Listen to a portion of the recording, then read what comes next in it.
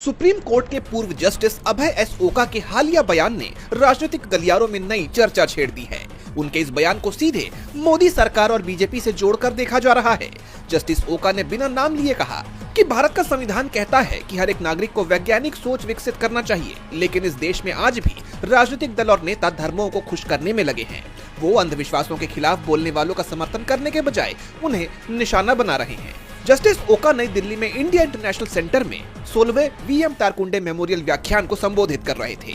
राजनीतिक जानकारों का मानना है कि उनका इशारा बीजेपी की उस राजनीति की तरफ था जहां धर्म और आस्था को चुनावी रैलियों का मुख्य आधार बनाया जाता है।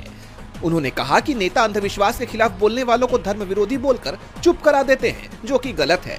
इसके साथ ही जस्टिस ओका ने कुंभ मेले का उदाहरण देते हुए पूछा कि प्रदूषित नदियां आखिरकार पवित्र कैसे रह सकती हैं।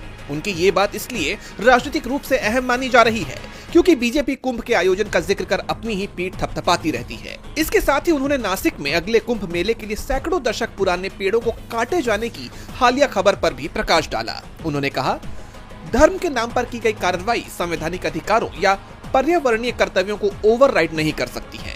अपने संबोधन में जस्टिस ओका ने अनुच्छेद 51A(H) की याद दिलाते हुए साफ किया कि वैज्ञानिक सोच विकसित करना एक मौलिक कर्तव्य है। अब उनके इस संबोधन की हर तरफ काफी चर्चा हो रही है और माना जा रहा है कि उन्होंने इसके जरिए इशारों में ही मोदी सरकार और बीजेपी पर हमला बोल दिया है।